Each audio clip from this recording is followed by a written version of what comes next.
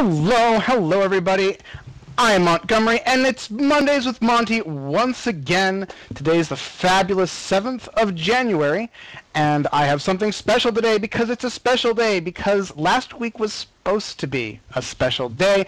If you were here, then you bore witness to what was possibly Mondays with Monty's finest hour, and by finest hour, I sarcastically mean it was a complete disaster, for which I very sincerely apologize. It was supposed to be a fantastic fun time for everybody on New Year's Eve, and instead there was a very significant audio glitch, which meant that everything I tried to say just came out. So you don't want to have that again. I am very sorry, folks. But so this week, I'm going to attempt to do what was supposed to happen last week, only live. Today we're going to have a little bit of fun, and we can save the very serious analysis and commentary for next week. So today we're going to do just a very little bit of analysis and commentary, and it's going to be on ARAMs. Now, before you all get in my face like, Monty, you can't learn anything from an ARAM. Just let me point out that there are actually things you can learn from an ARAM. Before we get to that, just take a step back. Some of you, not many likely, but if you've been living under a rock, ARAM is an acronym that stands for All Random, All Middle. And it's a fun little user-made game type where you all just get randomized champions, and you all smash into each other in that mid lane. And it's a lot of fun. And fairly recently, Blizzard made a special map just for ARAMs, which is fantastic. Everybody starts out at level 3. There's bushes. There are little healing buffs. It's a lot of fun. And it's actually a good way to learn a few things that only happen occasionally in an actual game on Summoner's Rift.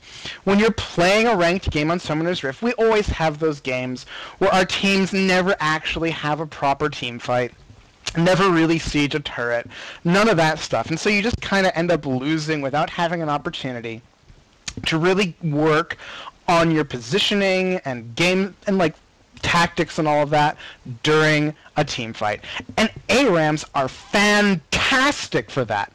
Absolutely fantastic, because the whole game is one long siege scenario. All you do all game is sit outside turrets and inhibitors and things and siege, and then team fight. So if those are the things that you really need practice on, ARAMs are great. Now, you can't choose your champion. That's true. But that's actually in many ways beneficial, because it really helps get your mind around what does it mean to initiate and to fight, and how do I deal with things in situations that maybe aren't the best. Maybe you really like playing AD carries, but you happen to get a Mumu. And all of a sudden, because you've had to play a Mumu, because you've had to be the one who jumps in there and uses your ultimate, suddenly you have a much greater appreciation for what those good Amumus do for you. Those ones who go in there and don't complain about the fact that you took your sweet time coming in to take advantage of their initiation. And you're very appreciative of the fact that they even picked an initiating champion, because sometimes you end up with those team comps where you don't have one, and all of a sudden you're sitting there with Ashe, Graves, Varus, and then you've got an Akali and a Nasus, and you're just kind of like, well, okay, guys, how does this work? And you don't know. And that's what ARAM helps you to wrap your mind around, and that's what we are going to learn about today. So I'm going to show you a couple replays, and I'm going to analyze them, and I'm going to do commentary, and we're going to learn a little bit. But these are ARAMs, so we are going to have fun, and we can put full serious mode on to next week. I called Riot Blizzard? Really? Oh my gosh. I'm a terrible person, and we're going to ignore that ever happened, and we're moving on. So here we're loading the replay, and we've got two team compositions. If you are astute, you'll note that I am on purple team, along with Miscue and Numbat and some other people.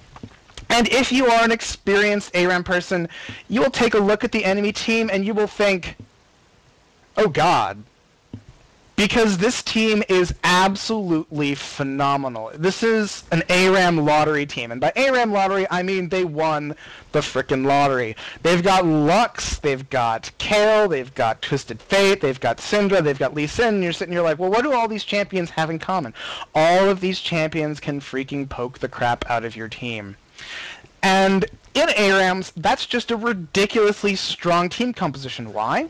Well, if you pay attention to team compositions, you know that poke compositions love nothing more than to sit outside of towers and poke the ever-living crap out of you. That's all they do.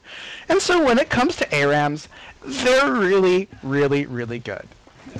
And so, a lot of the time, when you see that kind of a composition on the enemy team, somebody on your team is just going to say, screw it, I'm out of here, I'm dodging. And you can fight, and you can have some fun, but a lot of the time, it's just an incredibly one-sided beatdown that doesn't really end well for most of the people involved. However, we're going to watch this, and we're going to see that there are some noobs who take a heck of a lot of harass for no good reason, and some who don't, like Numbat. And we're going to analyze what's going on here. So as we can see, there is, as I said, a heck of a lot of poke coming out, and this dumb Yorick is taking a lot of it and getting very little healing back from his E because he's bad. And you can kind of see what's going on here. You've got Syndra and Lux just flinging things all over the place. Lee Sin throws his Q out. He even almost gets away thanks to some slipperiness, but we do manage to pick him up. But even though, yeah, we traded kills, if you look at their team compared to ours, they kind of came out ahead because only one of them is remotely injured. Meanwhile, all of us are severely injured, and this Yorick is still getting hit by practically every single skill shot that's happening. Numbat is a true man's man, and he's diving in there. Unfortunately, he's also dying, and nobody followed up on that. And so what we have is a lot of death and a lot of nothing happening. And this is kind of what happens if you go in one at a time when you fight. This is a very classic scenario you'll see in low ELO brackets where somebody has a great idea and they're like, this person's out of position. And they just die right in there. And it's fantastic. They got to the person. They start doing their damage. And their team's kind of hanging back here like, oh, something happened? Oh. And by the time they even react, you're already just completely and totally screwed. Very typical situation, and something you can learn to pay attention to and be more aware of in an ARAM. If you play a lot of ARAMs, not that I say you should do so to the exclusion of solo queue or anything like that, but when you play ARAMs, you have an opportunity to, be aware of what the rest of your team is doing and just learn to pay attention to that and be ready to capitalize on what the rest of your team is doing, or support them if they do something rather dim. In this case, I on Yorick am now kind of the healthiest member of the team, so it's kind of my responsibility to act as the tanky front line. Miscue gets a nice grab off on this Kale. He's surviving a heck of a long time, and we actually get some kills. And so even though we're going against this team that's very, very pokey and is beating the other crap out of us, we're not doing terribly bad, except Syndra just landed the mother of all stuns, and some of us died. And so it's 8-2. We actually got them all very low, but the only survivor is Astro Nautilus, and not for much longer. So okay, it's 9-2. This is a little one-sided, but it could be worse. I mean, everybody could have 3 deaths rather than 2, if you can see these numbers down here. Pretty much everybody has died on this team at least twice, except for ever tanky, ever supportive Nautilus. He's actually pretty darn good. He's made a smart move. He's rushed a Spirit Visage, and that's pretty smart because Spirit Visage actually works on these little healing buffs that appear. And so he'll get more healing from those when he picks them up. And it also deals with a lot of the poke on this team. Twisted Fate, Lux, Syndra, all magic damage. Just the only AD poke is really Lee Sin, and hey, we just killed him. We only have 1/3 as many kills as they do. It's okay. Yeah, well, that Yorick's a nub. I mean, he just got caught under a tower when, yeah. What was he thinking? I don't know. But anyway, so this looks really one-sided, but just to note, in an ARAM, kills are only worth 140 gold, which is significantly less than in Summoner's Rift. And so even with this big of a kill lead, it only boils down to 2,000 gold. The gold difference is not that big of a deal. What is a much bigger deal is the level difference. As you can see, as the kills approach 14 to 5, and York is all left to his poor self, dodging some skill shots. Finally, it only took him 5 minutes to succeed in doing so. Anyway, they all have levels up on Purple Team. Blue Team, almost all of them are level 7 except for Kale. Purple Team, almost all of them are level 6 except for Yorick, who's still only just now hitting level 6. He was level 5 just before when I started this comment. And so that's kind of bad. Level advantages are actually a lot stronger than people give credit for. That's another rank in a skill, another half-second duration on a stun or a taunt, more health on a shield that you use 2 or 3 times in a fight. That really adds up. And you know, all of those like inch escapes that some people make, and they just barely kill you, but then you survive and kill them? Well, that one level difference is a bunch of health on you, some extra damage on an ability, and that makes all the difference. So we're kind of doing what a team should do against a poke team, which is just fight when we're healthy. And thanks to a well-placed York ultimate, Aurelia gets to keep fighting. Unfortunately, because of the level advantage and because some of the team has not built magic resistance and Sivir got caught right at the start, we still got the snot beat out of us. Which is not a good thing. This is not really what you want to see happening in an ARAM.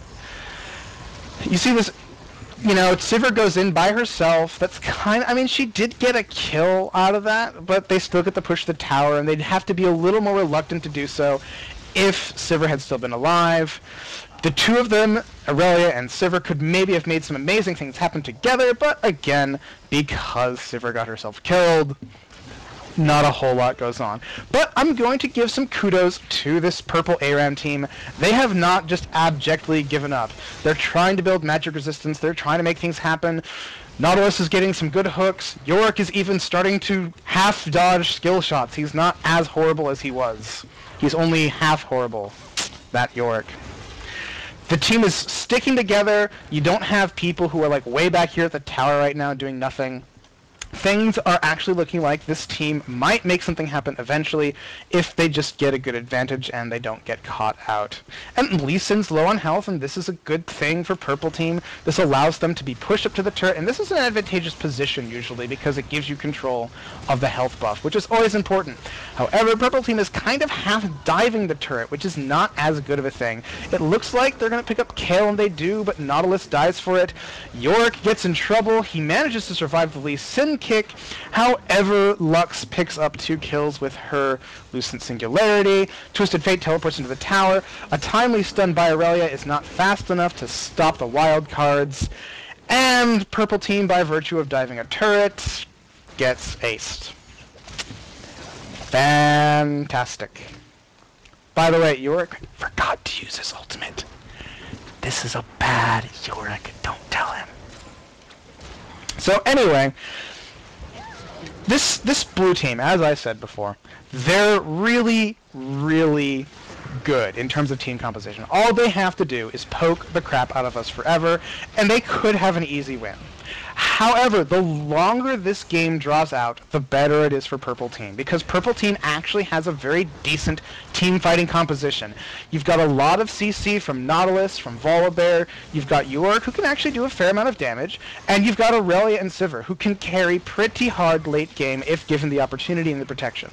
And York happens to offer a lot of that. He can give slows, and he can also use his ult on one of them, and they'll get to do a lot more damage, and you can see Purple Team took advantage of a small little opening, and they're actually managing to push a turret. The Lux ultimate doesn't kill any of them, and things aren't actually looking so bad. They actually take a turret before Blue Team does. This is fantastic. They're catching Lux ult. Yorick is diving the turret. Is he going to survive?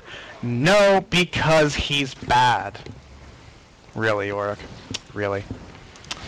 So this terrible Yorick aside, I mean, this Yorick is 0, 6, and 9. I mean, come on, guys. I mean, I know you're kind of like more support tanky than killy, but 0, 6. Purple team runs for their lives. Silver ultimate just barely gets Aurelia to safety. They're kind of low, and this is actually a really dangerous position for any team in an ARAM, or any team in general. In Summoner's Rift, if your team looked like this, you would just all recall back to base, sacrifice the turret, and just try to defend the next one. Unfortunately, because this is ARAM, Purple team has no such option, because the base doesn't heal you, there's no recall, and you can't even buy unless you've died. So Yorick was high health, and he was the only person who was, but he managed to walk right into the enemy team and take half his health and damage.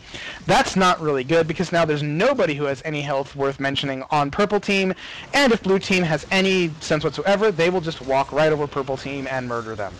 Which, as you can tell, Blue team just did. I mean, that didn't even look close, because it wasn't.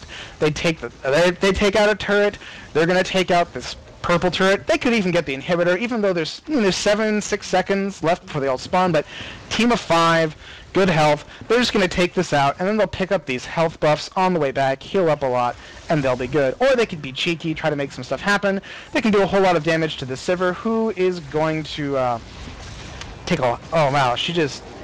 Well, thankfully, York did manage to get an ult off on Sivir. Sivir kind of didn't notice. So that was a waste. Poor Yorick. I mean, he just finally did something, and Sivir just kind of wasted it. However, because Blue team did not retreat as fast as they could and didn't pick up all these health buffs, they did just get turned around and murdered. This is actually something you see a lot in ARAMs, where teams are not quick enough to back, they're not quick enough to suicide or whatever to go back and buy, and so the enemy team just runs over them, and you have this little yo-yo effect where the team pushes down to here, they get something done, but then they have to run all the way back because they're getting murdered, and the Blue team pushes all the way up, and then they're all the way up here and they get murdered, and always back and forth, and it's a big mess. And so right now we're seeing the Blue team pushing back towards the Purple team. At times like this, there's no real reason to be fighting outside of your turrets. You've got 2 perfectly serviceable turrets right here.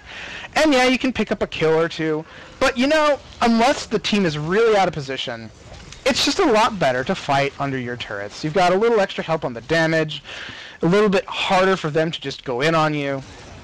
But instead, you're fighting out here low on health, and the predictable thing happens. Everybody dies.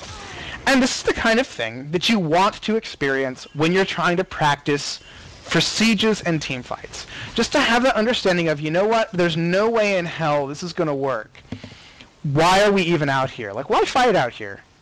You got 2 perfectly serviceable turrets. And York was spawning, as useless as he is. He was coming back. Aurelia, far more useful than York, was coming back. If you just had run all the way back here and just waited here, I mean, you didn't even have the inhibitor to defend. You could have just fought under the turrets, and it would have been a lot harder for Blue team to do anything. So now Purple team is back by their turrets, and they're kind of pushing out because there's only the 3 of them here. Nautilus with the hooks, the professional hooks, looking good.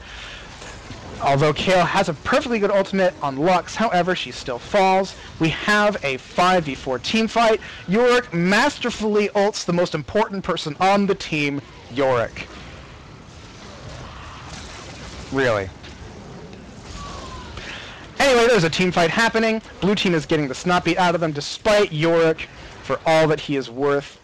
And I think, did he? Nope, Yorick still does not have a kill. All the kills went to other people who are actually useful, as they should. Yorick managing to still get harassed even when there's only 1 person to throw skill shots. Lux barely misses her ultimate on Aurelia. Aurelia is too pro for that. Aurelia is good. Whoa, directed camera, come back. Where did you go? Thank you very much. Picking up the health boosts.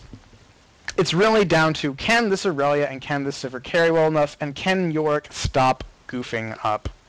Can he? We all know the answer to that question, and it's no. Now, granted, he actually hasn't died as much as Sivir. Sivir has been getting caught a lot, but then again, at least Sivir is doing something useful in most of these fights. Most of them. In any case, but you'll notice, the gold gap is actually not that big. And it's actually not that important. As I noted, level gaps are a lot more important. There's a couple extra levels on Team Blue. But Really, what it comes down to at this point is there's no gold gap. These are very even teams in terms of gold. What it comes down to is just that purple team is not doing that great. Sivir's getting caught, York's being useless, and they can just murder them. And this is how it ends. This is what happens in an ARAM when things don't go well. When the enemy team gets a really good composition and plays it adequately, they don't even have to play it fantastically. All they have to do is just play well, and they win. And Twisted Fate with the cheeky teleport into the fountain, looking all sorts of dapper with his magnificent Twisted Fate skin. And that's how it ends, 0-9. He got 18 assists, that York, one more than the worst person for assists on the blue team. I mean, that's good, right? That's good. It's not good. That York was horrible, and he should probably uninstall. We should never hear from him again. But let's review. You can actually learn things from these ARAMs, and as we can see, a poke comp is very good at this sort of thing, but yet they are still susceptible to a good team fight, to getting caught out, and to their own mistakes. And in general, positioning and playing, you can learn these things in an ARAM. You can improve at the game by playing ARAMs, even if you get a champion you're not familiar with. In fact, that's a great opportunity to learn a champion. There's no better crucible than to team fight a lot and sit at a tower and learn. Granted, it's a lot more fun when you pick somebody like Twisted Fate at random. You're like, oh, I got Twisted Fate. That's a lot more fun than when you random somebody like, let's say, Fiora. Fiora can be a pain in the butt to play because she doesn't really have an answer to anything. They have a lot of poke. Well, I'm Fiora. I can just take the poke. They are a super good initiation comp. Well, I'm Fiora. They've got CC. What do I do? Sometimes you get a champion you're never going to do well with, and that's part of the fun of ARAM if you are into that sort of thing. But you can also, when you get certain champions, you could try interesting builds, try to do things differently, and a lot of ARAMs can be very, very close, come down to small margins, and be a good place to just sort of learn, how do I play better, how do I get better at this game, and how do I position better, fighting team comps better, and all of that sort of thing. So we're going to take a look at a much closer replay right now. So once again, you can see that I'm playing with the incomparable Miscue, who has always ever suffering by playing with somebody as terrible as me. This time I am on Ezreal, who is probably one of the hardest derp champions in the game. Even if you miss your skill shots, even if you can't hit your ultimate to save your life, as long as you can just have the temerity to use your arcane shift to get out of trouble, you'll be fine. You're just one of the hardest to kill AD carries in the game because you can never be caught. So instead of doing anything entirely sensible, I'm going to build a tanky Ezreal. And you're going to say, well, why are you doing something like that? Well, it's because of team compositions. We already have a perfectly serviceable AD carry in the form of Sivir. We already have a perfectly serviceable AP carry in the form of Malzahar. We've got a good tank in the form of Renekton, but we could probably use a slightly better... I mean, we've also got Initiation from Morgana. This is actually a very standard-looking team composition, with the exception that we have an Ezreal instead of a support or another bruiser or something like that. The enemy team, on the other hand, has a heck of a lot of poke. Again, they've got Lux, they've got Nidalee, they've got Corki, they've got Teemo. This is Poke Central team, and this is going to be a very good comparison of a very pokey team against a team that is a little bit more traditional. So, thanks to bush control and a very good snare from Miscue on Morgana, we actually did a heck of a lot of damage to them early, and we took some damage in return. But it doesn't look too bad. We've established a little bit that, hey, we can do some damage to you guys. You should be afraid of us a little bit. So long as Renekton doesn't keep taking skill shots, we should be fine. Malzahar's throwing out some spells. Sivir's taking more damage than she needs to. But welcome to ARAMs. It's crazy, it's madness, and it's the most long siege you'll ever experience. It's nothing but sieging, guys. And so champions like Nidalee are really good if they can hit you with spears. Nidalee spears are absolutely more damage you take. Renekton is being brave. He's going right into the enemy team. No fear. Gets out with a Morgana shield on him. Kind of was scary. Took more damage. We were slow. And this is where learning to just adapt to what your team is doing is really important. If you're an Ezreal, if you're anybody, you want to watch for when your tanky champion goes in. You want to support them, because there's nothing more frustrating as a tanky champion than to go in to pick somebody up. I mean, Morgana landed this brilliant snare. Renekton's like, we're doing this, folks, we're doing this. And he goes in and all he does is take a bunch of damage because the rest of us were like, herp, derp, what? Really? And so in the meanwhile, the rest of us are taking lots of damage we never need to take. They're taking tons of damage they never need to take. And this is looking a little bit more even because we actually have a little bit of poke ourselves. Malzahar can poke, Ezreal can poke. Morgana has those ever-scary bindings. And Sivir also has poke. The only pokeless champion on this team is Renekton. So this is possibly going to take a bit longer to succeed. Ezreal makes this amazingly horrific mistake of diving in on somebody who has barrier and heal. I mean, how could you not miss that that was just going to be a bait? They hadn't used those things. It was just going to be a bait. That Ezreal is just terrible. Terrible Ezreal. Terrible. So that Ezreal has given away first blood like a derp. And that's going to hurt Blue Team a bit because now they're also 4v5, and it's against a poke comp. Poke comps are always living for this moment where it's like, hey, they're down people, we can possibly just murder them. Malzahar takes all the damage in the world, and he goes down just as Ezreal arrives back. Still power play for Purple Team. This is not good for Blue Team. How do they come back from this? I mean, well, it's only 700 gold lead. 2 kills, 700 gold lead. That's all it is. The key is more, is there a level lead? Not at this point. Everybody in the game is still level 4. Lux is the first person to hit level 5 just now. Corki barely gets out of the Morgana pool in time to live. He's got a tiny, tiny sliver of health. If it was not for heals from Nidalee and shields from Lux, he might be dead.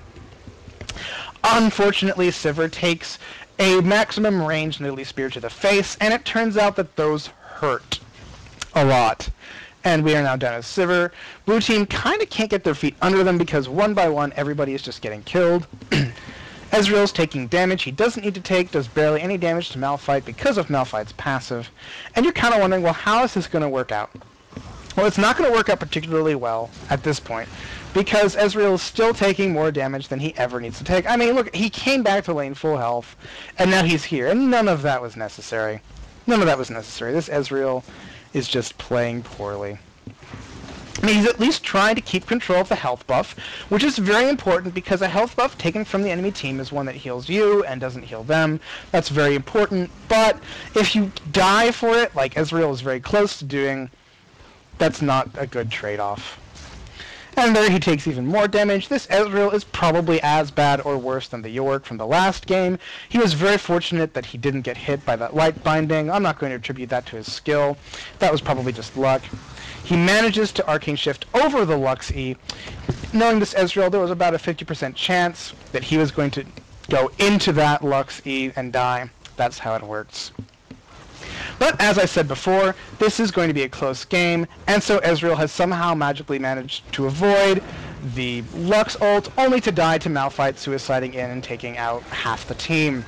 So this is kind of the problem for Blue Team, is that they actually have initiation on this poke comp. Malphite can dive in there on anybody who's low with his ultimate and probably take them out, especially because if I wasn't hiding the items, you can see he's built Sork Boots, and he's actually going to be building AP Malphite, which is going to cause no end of horrors for poor, poor Blue Team. Trash talk my teammates too. I'll trash talk them a little bit eventually. Eventually. I'm just having too much fun at my own expense. Too much fun. So, firing a blind Q into a bush, and there's nobody there except for those mushrooms.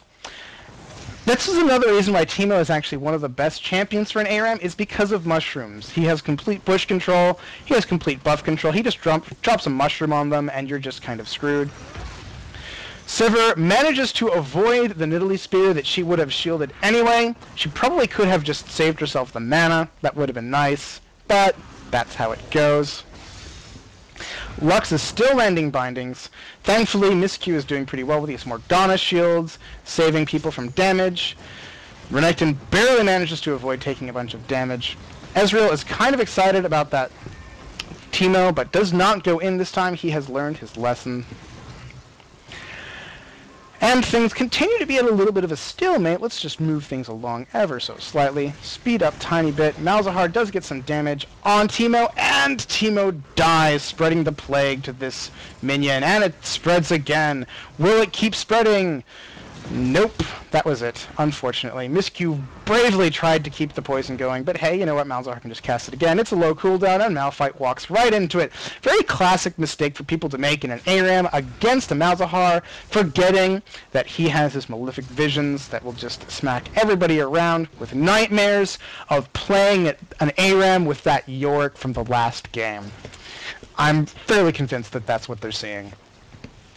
In any case, things are still going, and if you notice, it's only 7-3. This is not quite as one-sided as the last one, and there's only a 1,000 gold difference. So, since Blue Team has been dying a little bit more, they've actually had a chance to go back and buy, and this comes into play in ARAMs a lot, where if you don't die much, you don't get to buy your items, and so you actually end up weak and can lose team fights. Now, Sivir managed to walk into a shroom, so she was walking dead. Lux, however, dives into the team and takes a bunch of damage from Malzahar ultimate. He gets the kill. Teemo's going in. Well, not Teemo, that's Nidalee. I can obviously tell my Yordles from cats. However, Malzahar does pick up a Corki kill, and things are actually looking okay for Blue Team. They've just kind of won a team fight. They've closed the gold gap a bit. They've closed the kill gap a bit, and Ezreal lands a magnificent ultimate from all the way back near the fountain, picking up that Nidalee, and totally redeeming himself in the eyes of all. He will never make another mistake again, guys, I swear. Totally won't. I swear, really, guys. So the gold gap is now much closer thanks to that wonderful ultimate from Ezreal. However, he and Morgana just walked into a shroom for no good reason. But then again, Malphite just walked into the team for no good reason, dies, and passes off the nightmares of what he has seen, the depths and darkness, the abyss that is the malefic visions, off to Corki. Corki, however, survives them, unlike Malphite. And damage is taken all around. Renekton dies to a Nidalee Spear, but hey, he baits a Lux ult at the same time. That's a little helpful. Although Lux Ultimate has a fairly low cooldown. Granted, this is only rank 1, so it's not as low as it could be. At rank 3, Lux Ultimate can actually be cast every single creep wave, which is horrendous for trying to siege or defend turrets because there's just no creeps for you to defend with. Having a creep line is very important to dodging skill shots, like Morgana's Q. You really want to have some creeps that you can hide behind, otherwise you can just fling it out there, and suddenly you're rooted and in trouble. Like this poor Corki.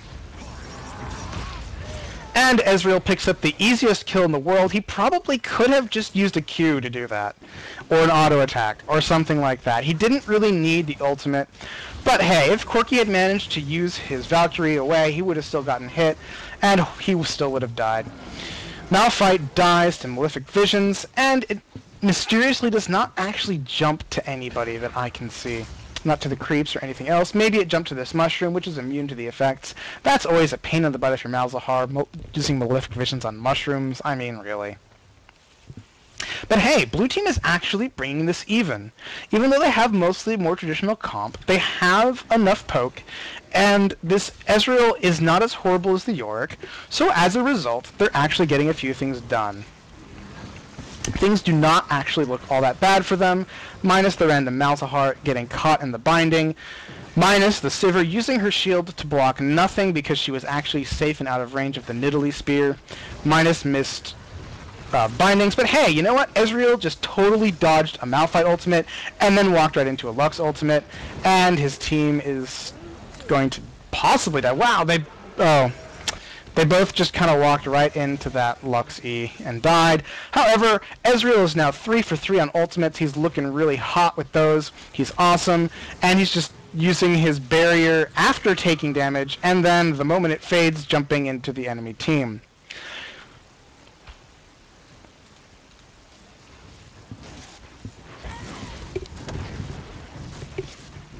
I don't have an explanation. He's just bad. So, that allowed Purple Team to take a turret, the first turret of the game. That gives them a 2,000 gold lead advantage. And you'll always notice, even in games that are fairly one-sided, you never really get further ahead than like 5,000 gold. It just doesn't really add up because Not only are kills worthless to begin with, but the same diminishing returns on kills apply as do in Summoner's Rift and other places, so when this Ezreal comes back with full health and walks right into a Nidalee Spear and potentially dies in short order, it's okay, because he's not worth anything anyway. Except he's actually been picking up kills with his ultimate. Renekton, bravest of the brave, goes in and secures a couple kills for his team. Morgana unfortunately trips another mushroom and dies. Corki nearly dies to Malzahar E, but then walks right into Ezreal's W and also dies. Lux's ult comes out and Sivir shields it. She successfully shields something for possibly the first time in this game and lives. There goes the Ezreal ultimate, and he actually misses. But, you know what? Malzahar may have died, but he managed to pick up the Malphite kill. Lux is coming out. She throws out the E. She misses it. She does manage to kill Sivir. Ezreal is missing all the easiest skill shots in the world, and he just gives up. He doesn't care. She flashes that one, but hey, Ezreal actually knows that he can just jump in and kill her. Why? Because he's Ezreal, and Arcane Shift is the stupidest ability on any AD carry in the game. You have to be a complete nincompoop to mess that up and do something like jump into the enemy team when you have no health. Yeah, don't do that. So Ezreal manages to actually dodge a Nidalee Spear, just ever so slight a sidestep, and his team is behind again, but it's only by 2 kills and a turret. If they can take out a turret in short order, things will be fine. Now this Malphite very obviously has ultimate. This is the biggest tell in the world, and Ezreal falls hook, line, and sinker for it. He does not do the pro dodge this time, and so he dies a painful death. And Malphite, with his Frozen Fist, Needlessly Large Rod, and Sorceress's Shoes, that's not quite right. But anyway, he's got those penetration shoes. He is rocking them, and I have accidentally paused the game because I'm good at this.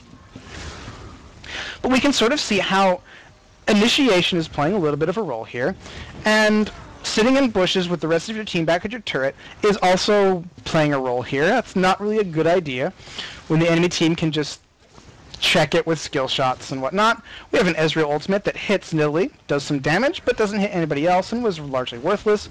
Ezreal does have a Banshee's Veil, and we can actually see that he is building not AP, but mana tanky. He's working towards a Manamune, which will turn into a Muramana.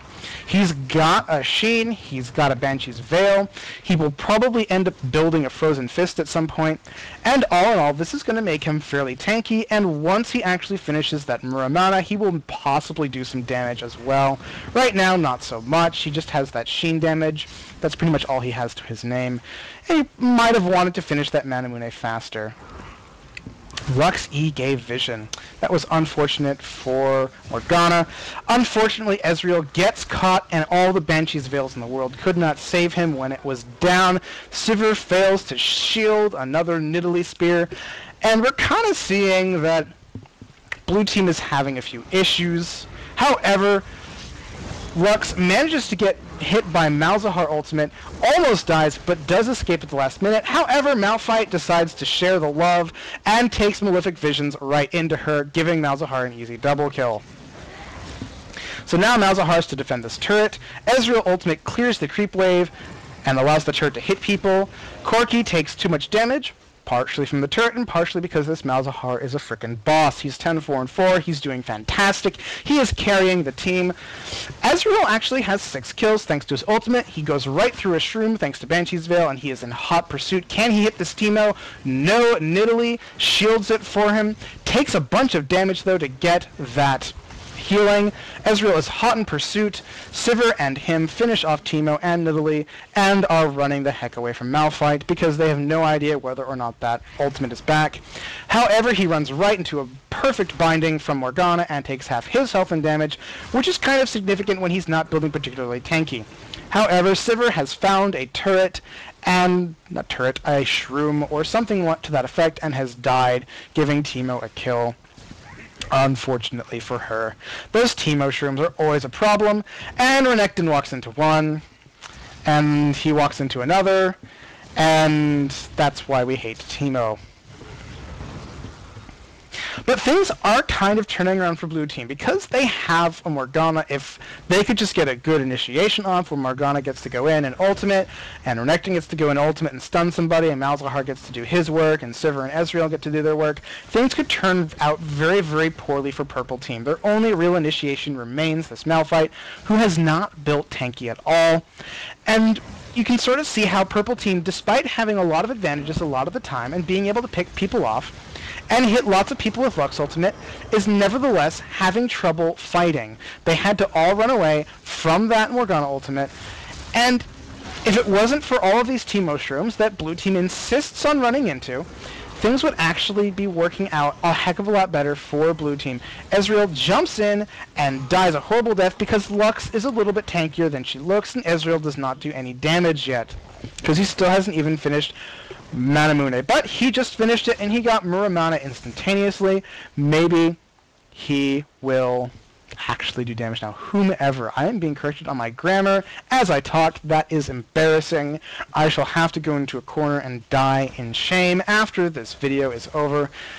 I will blame all of you if there is not a Mondays with Monte next week due to my untimely demise from sadness and sorrow at my poor grammar. Sivir comes back and takes a lot of damage, does not get hit by the Lux Ultimate, however Lux and Nidalee get hit by the Ezreal Ultimate. Morgana also taking the big amazing damages from Nidalee, who has crazy AP items. She's got Death Cap, she's got Void Staff, she's got Sorcerer's Shoes. She does the damages.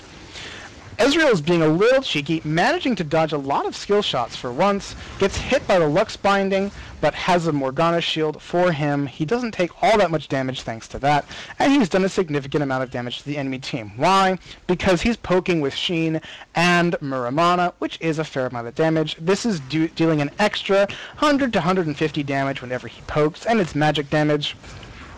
So they don't actually have all that much magic resist on the enemy team, which is kind of surprising, actually, given that there's a Malzahar and a Morgana. However, the Malzahar just met an untimely demise at the hands of Lux.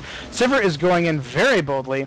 Ezreal manages to dodge another Malphite ultimate, and is being very tanky and awesome until he dies. Sivir manages to take out 2 people, thanks to Ezreal's efforts, but it's still an ace. Blue team has died a horrible, painful death.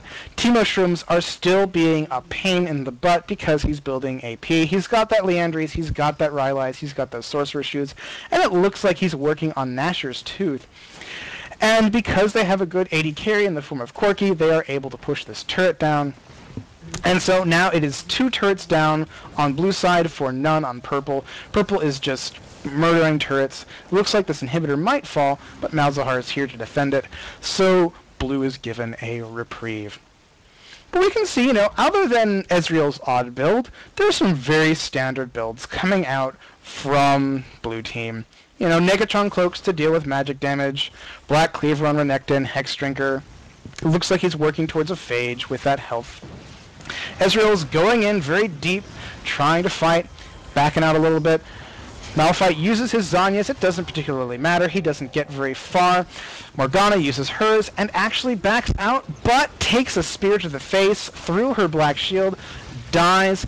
Nidalee is coming in, going for Ezreal, going for Renekton. Does not actually get either of them. Teemo is low on health. Lux comes in, gets the binding onto Malzahar. Ezreal jumps into a shroom, but takes Corki out with him for the effort. Renekton is now all sad and alone, with a very healthy Lux chasing after him. Her ultimate is up any second now. She may try for a blind shot, but no, she's not that desperate for kills. Her team is ahead. She's feeling confident. She knows that Renekton is not going to be able to go back and heal. She can ult him anytime the moment she sees him. Now Morgana is coming back, and maybe she can try to stop them. She throws the binding out, misses. She takes a bunch of damage, and then black shields. This is kind of Sivir syndrome here. It's like, oh no, I've taken a lot of damage. I better shield.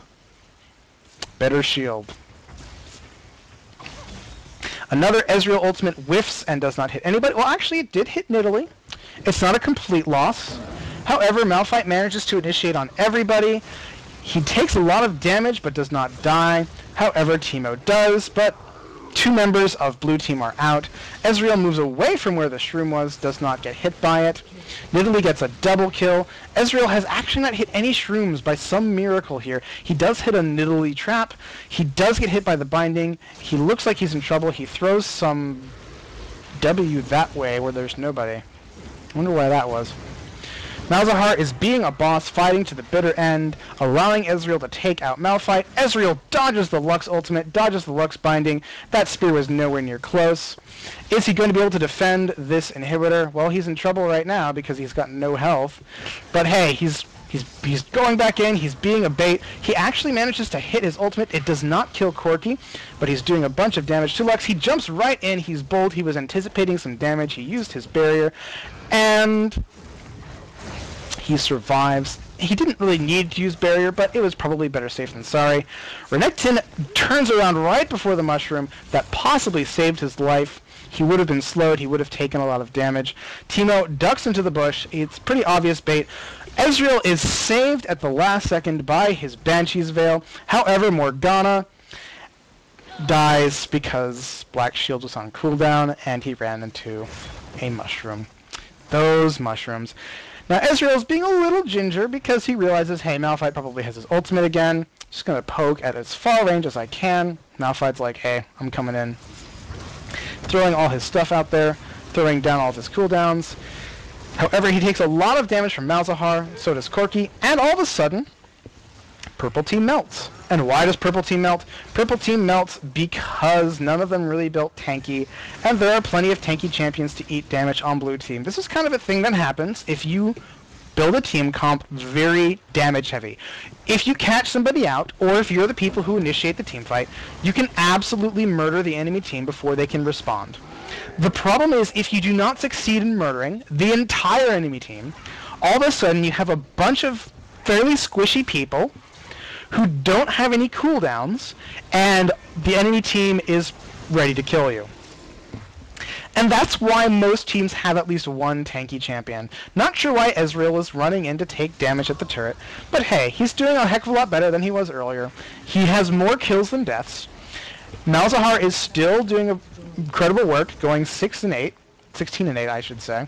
Let's get the numbers correct. Let's not undersell this poor Malzahar, who's building very well and playing very well. He's got his Rabadon's Death Cap. He's got an Archangel's Staff for mana. He's got Will of the Ancients, which is great for team utility.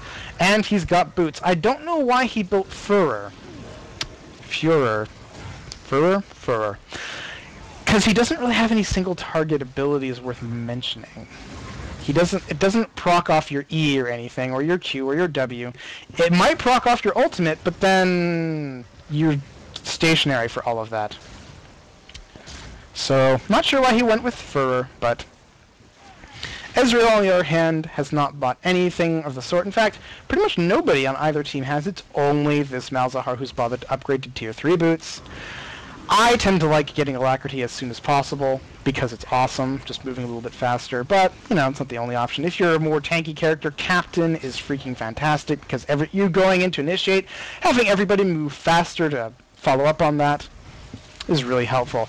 Now, Malphite lands another awesome ultimate, manages to do a lot of damage to Ezreal, but at this point he's actually ridiculously tanky. He's got Banshee's Veil, he's got Glacial Shroud, he's able to send his ultimate up because he didn't die. Malphite didn't kill him. The only person who's died on Blue Team is Renekton, and this is looking very bad for Purple Team. Why?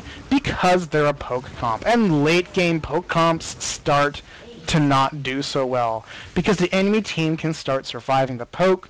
They can start doing enough damage that your pokey team cannot survive the team fight, and really you don't have the best team fighting here. Teemo does okay in team fights. Nidalee does okay when she's built AP. So you've kind of, everything's being carried on Lux, Corki, and Malphite's shoulders, and Malphite's built largely AP, so he's not really the tank the team needs. He's got some health because he's got Liandry's Torment. He's got some armor because he's got Zanya's. He's got Iceborne Gauntlet, but most of the damage on the enemy team, this blue team here, is magic. Even Ezreal, he does mostly magic damage with his Muramana, with the AP from Sheen and whatnot. And when he finishes Frozen Fist, that's not particularly going to change. So Ezreal takes another Nidalee Spear to the face, but ever so barely survives. He manages to pick up some health and then walk right back into another Nidalee Spear. Now, thankfully, he gathered, he manages to pull off that Lux ult. It got used on nobody at all, but he kind of didn't want to die. Nidalee uses her, not Nidalee, why am I getting this all confused? Lux uses her binding on 2 creeps, and then dies a horrible death because she's got no crowd control in order to save her from Renekton and Malzahar and crew. And again, because it's just the team fighting on blue team is just better. They just have a more balanced team composition. So purple team, for all of their super strong poke, they kind of needed to win this a lot earlier. They needed this game to end before blue team manages to get strong and manage to get good team fighting. Renekton goes in for the stun and all the hits. He does a bunch of damage to Nidalee, but it is not enough. Ezreal does not have his ultimate yet and does not know where Nidalee is, so he's not going to try anything stupid at this point. He's going to wait till he sees her and he fires it off, but she's healed mostly, and he hits Teemo instead of Nidalee. Oh, what terrible aim. Although he's firing from across the map, who cares? But again, you can kind of see he's built tanky. He actually picked up Mikhail's Crucible, which is really, really good. It's a 15% of your missing health heal plus 150. That's a lot, it's as good. And it also breaks crowd control. This is just a very effective item. He just used it on Renekton to save his butt, and Renekton unfortunately still dies to Teemo poison. Double simultaneous Zanyas from Malphite and Morgana. However, the Malzahar pool murders Malphite the moment he comes out. We've got all sorts of skill shots flying, but this wonderful tank minion is grabbing them. The Ezreal ultimate is a perfect field goal. He jumps in and misses everybody with his skill shots. This Ezreal is totally professional. However, he is just being a boss, and he is abusing the fact that if there's a creep tanking the turret, you can just walk right up, and up until you attack somebody, you will not get hit by any turret shots. He does sacrifice himself for the double kill, and Morgana, being a little too excited, also gets killed by this Lux, giving Lux a double kill. Sivir is running for her life, and Malzahar meets an untimely end at the hands of Teemo. Sivir picks up the healing. Is she going to survive? Does she have her shield? She does. It blocks the Teemo Q, but that's not enough. Teemo survives because he actually has some health. He's got some lifesteal and spell vamp from Bilgewater Cutlass and Hextech Revolver. He's doing well. But again, I've been talking about this a bit, but you can just sort of look at how these teams, both of them, are having an excellent time practicing team fighting, practicing positioning, and practicing how do you play a siege. And this is really, this is just a great experience for both sides. They both get the poke, they both get the team fight, and even though some of the builds are a little unconventional, things like AP Malphite with Iceborne Gauntlet and Zanya's Hourglass and stuff, even though you're using an AP Nidalee instead of a more bruisery Nidalee, which is common, and even though this Ezreal has built sort of mana tanky, you can see how they're just learning and approaching the game and finding out, hey, does this initiation work? Well, Ezreal ran right in there, and things kind of worked out. Ezreal dies a horrible, painful death by jumping into the enemy team. Did this work out? No, we didn't have Sivir, we didn't have Malzahar. This was a bad idea. What were we thinking? Lux barely survives all of that damage thanks to shields and heals. However, because they all did take a lot of damage from blue team, because blue team has a better team fighting comp, even when it's 3v5, blue team looks like it's in trouble. However, the purple team looked in trouble, but then they landed Nidalee Spears and Lux Poke and everything onto blue team, and all of a sudden it turns around again. Now Sivir has done the good deed and has picked up an Oracles to deal with Teemo Shrooms. This is a very, very teamwork-oriented Sivir. She is a boss. I salute this Sivir for her contributions to the team, and I salute her again, and will raise the flags to half-mast at our Nexus because she has died a horrible, painful death. Lux barely survives the Ezreal ultimate, probably because he doesn't have enough AP or 80 to actually make it do all that much damage. He does have Muramana, and he does have Iceborne Gauntlet, but he pretty much has no other damage worth mentioning. And he's making the odd choice of actually building a Frozen Heart after Iceborne Gauntlet. That's a pretty bold move, stacking up on the armor and mana. He's really trying to flex this Muramana a lot. He's actually doing 200 extra damage, magic damage on his attacks, plus his Iceborne Gauntlet procs, plus all of his AP and everything else. It's a pretty interesting build, kind of tanky, and it's actually helping his team out just a little bit to have another tanky champion to let Malzahar and Sivir do their thing. Malzahar is still 2-1 on kills to deaths, very good. The Ezreal ultimate hits Nidalee and Lux, who were already low, putting them in a bind, and Ezreal with the boss jump in, takes out Nidalee.